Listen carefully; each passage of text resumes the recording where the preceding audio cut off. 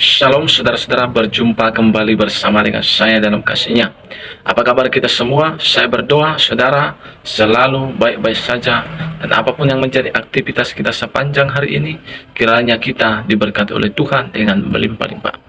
Saudara, hari ini saya mau bagikan bagi kita video cuplikan bagaimana kita melihat di hari-hari ini begitu banyak orang teriak dengan mengatakan jihad, kami mau pergi ke Palestina, membela Palestina. Mereka teriak, pemerintah izinkan kami supaya pergi ke sana, membela Palestina, kata saudara kita seberang. Saudara yang diberkati oleh Tuhan, dan apakah tanggapan ustadz dan juga orang-orang awam tentang ini? Saudara, mari kita simak dulu cuplikan berikut ini. Kita sudah dijamin akan masuk surga.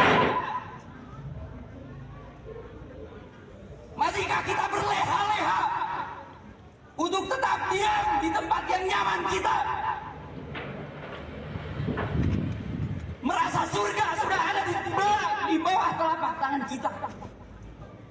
Sudah sejauh mana kita mengorbankan segala yang kita miliki untuk surga kita, untuk masa depan kita di akhirat yang sebenarnya kehidupan yang abadi dan hakiki. Ikhwatu iman rahimakumullah, di sini saya mengajak, mari kita sama-sama apa yang bisa kita lakukan. Mereka mengorbankan nyawa, mereka sudah tak terhitung lagi harta yang mereka keluarkan. Sejauh mana kita ikut andil akan perjuangan mereka? Harta yang terbaik kita, waktu yang kita gunakan, jiwa yang kita. Saya ingin menyampaikan, Palestina adalah Indonesia. Indonesia adalah Palestina. Innal aqsa huwa al-aqidah. Innal aqsa huwa al-ruh. Innal aqsa huwa al-izzah.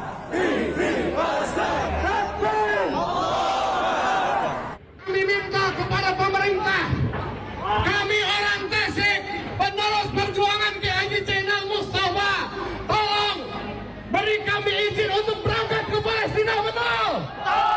Berikan kami izin untuk berangkat ke Palestina. Kami siap berangkat ke Palestina dengan uang sendiri, dengan biaya sendiri, tanpa harus menggunakan fasilitas negara, betul? Orang Tasikmalaya siap untuk jihad di jalan Allah, betul?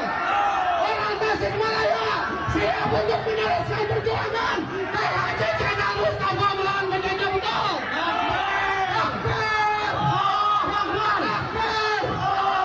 Kami orang kerajaan tidak pernah takut melawan penjajahan, betul?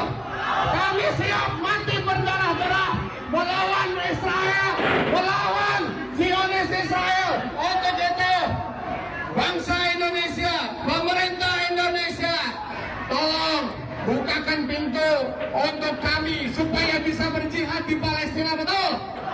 Kami tidak akan merepotkan Anda dengan meminta biaya kepada Anda. Begitu pula negara-negara yang berbatasan dengan Palestina, tolong bukakan pintu kepada kami untuk melakukan jihad fisabilillah di Palestina, betul? Ini bulan Maulid, saatnya kita berjihad di jalan Allah Subhanahu wa taala. Saya mewakili keluarga besar dari Sukabumi siap untuk berjihad di jalan Allah Subhanahu wa taala. Takbir! Akbar! Takbir! Akbar! Dan lihat demo dari zaman ke zaman. Berapa ribu kali, dengerin. Berapa ribu kali demonstrasi untuk Palestina dilakukan di setiap negeri di muka bumi, iya gak? Oke, kondisi Palestina mendingan? Jangan, demonstrasi tidak pernah dihalalkan di dalam syariat Islam, haram. Cengkai begini, nasehatin, peringatkan, bubar. Kenapa? Kalian mengganggu ketertiban dan maslahat umum. Masih nggak bubar? Bubar, perintahkan lagi. Masih nggak mau? Bubar, perintahkan lagi. Nggak mau 3 kali, tumpahin darahnya. Ini sampah masyarakat. Tumpahin darahnya biar cepet. Khawarij kok. Bugot. Lumayan mengurangi kepadatan penduduk di Jakarta. Tumpahin yang sampah nih, bikin ngobok-ngobok aja. Masalah udah cukup ribet. Indonesia itu susah. Kalau disuruh demo untuk negara orang lain, mereka itu semangat, masanya banyak, semua orang ikut menyuarakan. Tapi kalau berjuang untuk negaranya sendiri, untuk membasmi para korupsi, untuk melawan para koruptor, untuk melawan para pengkhianat bangsa ini, Indonesia ini tidak ada yang peduli. Hanya petani dari Magelang yang peduli menyuarakan ini sendiri. Sebetulnya itu apa sih kemauan kalian itu? Berjuang untuk negaranya sendiri nggak ada semangatnya. Tapi kalau berjuang untuk negara orang lain, kalian tuh begitu semangat. Apapun kalian lakukan, marilah kawan, kita sadar sebelum kita memperbaiki negara orang lain, perbaikilah negara kita sendiri. Bersatu teguh, kita menyuarakan untuk meminta kepada DPR segera mengesahkan RUU menjadi undang-undang. Apapun yang terjadi, mari kita lawan kawan-kawan. Koruptor adalah salah satu pengkhianat bangsa Indonesia ini. Kita harus lawan maju dengan satu suara bersama. Merdeka! Nah, saudara terkasih, itulah dia video cuplikannya. Baru saja kita menyimak video cuplikan tadi. Bagaimana Pak Ustadz ini mengatakan kepada mereka yang sok-sok untuk membela Palestina. Pak Ustadz ini mengatakan bahwa mereka adalah sampah masyarakat yang mengganggu masyarakat, yaitu Indonesia. Dan Pak Ustadz ini juga mengatakan bahwa kita tidak boleh membiarkan mereka. Ya, kita juga harus serang mereka, katanya. Kenapa? Karena mereka sudah mengganggu umat manusia yang ada di Indonesia. Dan saya juga sangat suka dengan apa yang dikatakan oleh saudara kita tadi setelah Pak Ustadz, ya, bagaimana beliau mengatakan bahwasanya jangan kita sibuk mengurusi bangsa lain, sedangkan bangsa kita Indonesia pun masih belum beres, kata beliau, ya saudara, ya. Dan memang itu fakta, saudara. Dan ini adalah fenomena yang sedang terjadi di hari-hari ini.